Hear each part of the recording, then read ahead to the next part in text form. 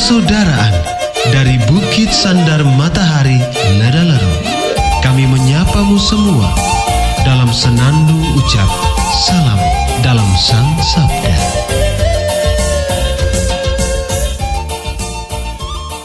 Bacaan Injil dan Renungan hari ini, edisi 16 Juni 2025, hari biasa pekan ke-11, disusun dan dibawakan oleh Frater Fian Meta Esferi. Selamat mendengarkan.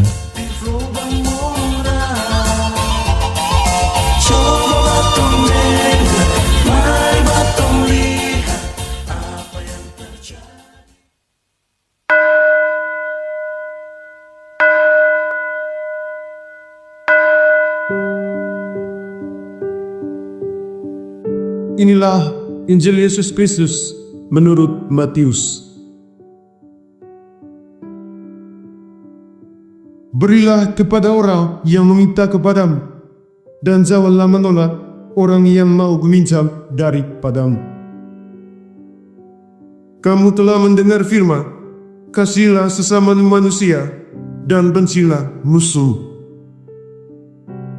Tetapi aku berkata kepadamu, kasihilah musuhmu, dan berdoa bagi mereka yang menganiaya kamu. Karena dengan demikianlah kamu menjadi anak-anak Bapamu yang di surga, yang menerbitkan matahari bagi orang yang jahat dan orang yang baik, dan menurunkan hujan bagi orang yang benar dan orang yang tidak benar.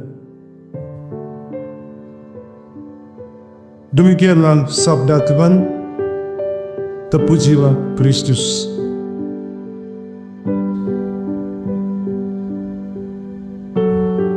Saudara-saudari yang terkasih dalam Kristus, kita seringkali mendengar pepatah mata ganti mata atau gigi ganti gigi. Ini adalah hukum balas dendam yang sudah lama ada. Namun Yesus dalam khotbah di bukit memberikan ajaran yang sangat berbeda. Ia mengajak kita untuk tidak membalas kejahatan dengan kejahatan, tetap untuk menanggapi dengan kasih dan pengampunan. Ketika kita ditampak, namun kita mungkin ingin membalas. Namun Yesus mengajak kita untuk memberikan pipi yang lain.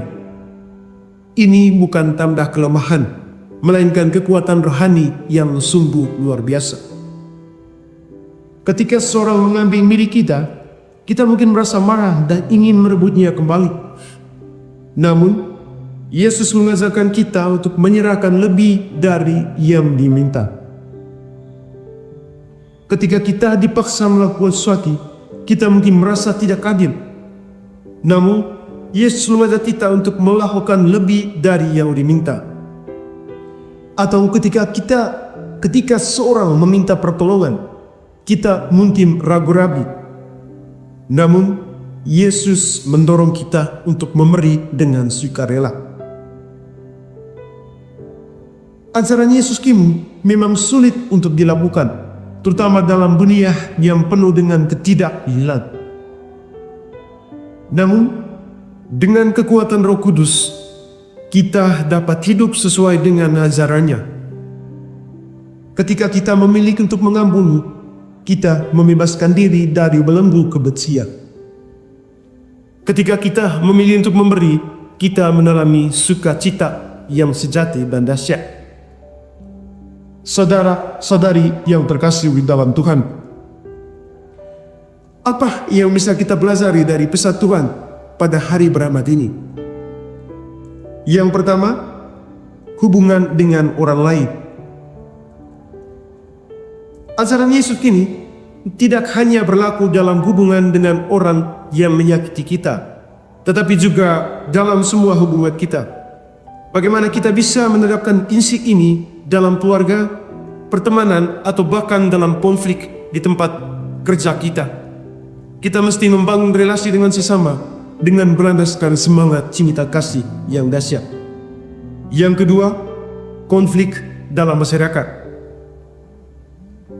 Kita hidup dalam masyarakat yang seringkali penuh dengan perselisihan dan ketidakadilan. Bagaimana kita bisa menjadi pembawa damai di tengah-tengah konflik ini? Dengan mengampuni dan menunjukkan kasih, kita dapat menjadi agen perubahan yang positif. Konflik berkepanjangan seringkali terjadi karena masing-masing pihak tidak ingin mengalah satu sama lain. Semuanya ingin menunjukkan kehebatannya. Namun, pada hari ini, Yesus mengajak kita semua umat beriman untuk tidak memperpanjang masalah dengan menyimpan dendam dan dengki antara satu sama lain. Yesus menghendaki kita agar menebarkan semangat cinta kasih dan pengampunan kepada sesama. Yang ketiga, tantangan zaman modern. Di era media sosial ini, kita seringkali dihadapkan pada ujaran kebencian dan perundungan. Bagaimana kita bisa merespon hal ini dengan cara yang bijaksana? Dengan tidak membalas dengan kebencian, kita justru dapat memajukan lingkaran setan tersebut. Di masa ini, umat manusia kerap kali bertindak salah kaprah dalam menggunakan media sosial. Media sosial yang sebenarnya menjadi media untuk membangun komunikasi dan interaksi malah sering digunakan sebagai media untuk mengumbar kebencian dan caci maki. Maka dari itu, pada hari ini Tuhan mengajak kita semua supaya menggunakan media sosial secara bijaksana dengan tidak mudah untuk terprovokasi oleh berbagai ujaran yang tidak baik. Yang keempat, pertumbuhan spiritual. Mengampuni dan memberi bukan hanya tindak dan moral, tetapi juga merupakan perjalanan spiritual. Ketika kita memilih untuk mengasihi musuh kita, kita semakin menyerupai Kristus. Mengampuni merupakan suatu panggilan wajib yang mesti dimiliki oleh semua umat beriman. Dan Yesus sudah mengajarkan arti penting tindakan mengampuni kepada kita semua, agar kita pun terus mengejawatakannya dalam keseharian hidup.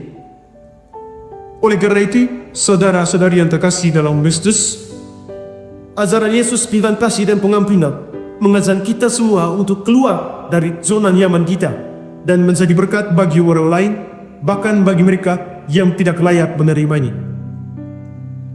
Dalam dunia yang penuh dengan perpecahan, kita dipanggil untuk menjadi jembatan penghubung, bukan tembok pemisah.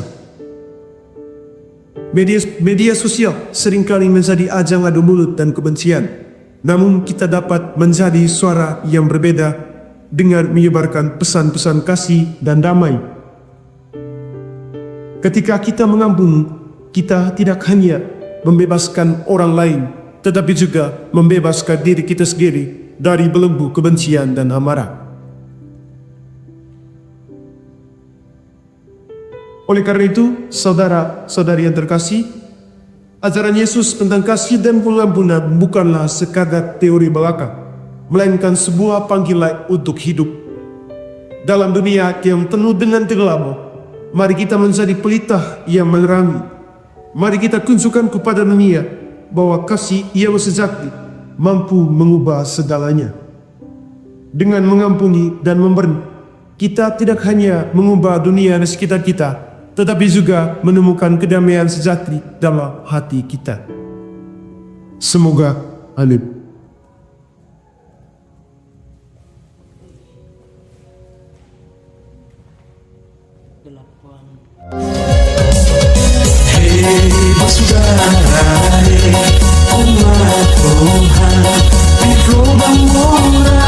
Sahabat-sahabat pencinta Sang Sabda, kita baru saja mendengar bacaan Injil dan renungan edisi hari ini.